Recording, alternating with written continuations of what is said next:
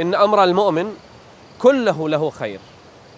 في المرض يقول خير إن شاء الله، في الصحة خير إن شاء الله، بالفقر لعله خير، بالغنى لعله خير، بالنعيم لعله خير، بالبلاء لعله خير، في كل شيء. في كل شيء.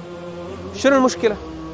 إن أمر المؤمن كله له خير، حتى لو أصيب بشوكة، لو سقط بحفرة، لو انكسر له ذراع، لو سقط بأي مكان، لو حصل له ما حصل، هو متفائل دائما يقول لعله خير. هكذا كان النبي صلى الله عليه وآله وسلم. انظروا ماذا قدر الله له. عذب في مكة حتى أجبر أن يخرج منها إلى المدينة، وكان خيرا له. أسس دولة انطلق منها الإسلام، ما كان يود الخروج، لكن الله عز وجل أذن له وأوذي في مكة، عذب، كسرت رباعيته، لكن انظروا ما الخير الذي حصل بعدها.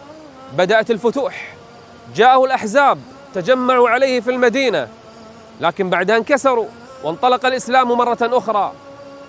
كل شيء يحصل قل لعله خير. داود عليه السلام جاءته امرأة يوم من الأيام تبكي منزعجة، وكان يحكم بين الناس. قالت يا داود يا نبي الله ما لك يا امرأة؟ قالت أربك ظالم أو عادل؟ أعوذ بالله، ماذا تقولين امرأة؟ قالت ربك ظالم أم عادل؟ بالتأكيد عادل، ربنا جل وعلا. قالت انظر ما الذي حصل لي بنيات صغار أغزل لهن وأبيع فأطعمهن. غزلت غزلا، يعني تنسج نسيج لين يخلص تروح تبيعه وتشتري أكل حق عيالها. تقول غزلت وأنا أمشي في السوق لأبيعه، لففت غزلي في خرقة حمراء.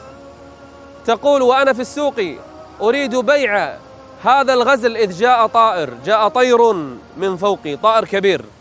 تقول فنزل إلي فأخذ الغزل وطار، راح.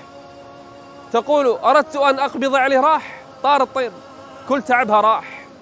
عيالها ماذا سيأكلون؟ بكت المرأة، جزعت، ذهبت إلى داود، إيش الذي حصل لي وأنا؟ فقال لها داود اتق الله واصبري، اصبري يا أمة الله. وهو يصبرها إذ دخل رجال 10 دخلوا على داود من التجار، تجار المدينة، كل واحد يتصدق ب100 دينار. قال لما هذا؟ قالوا كنا في سفينة فخرقت السفينة، صار فيها فتحة وكادت أن تغرق، فجاء طائر فوقنا فرمى خرقة حمراء فيها غزل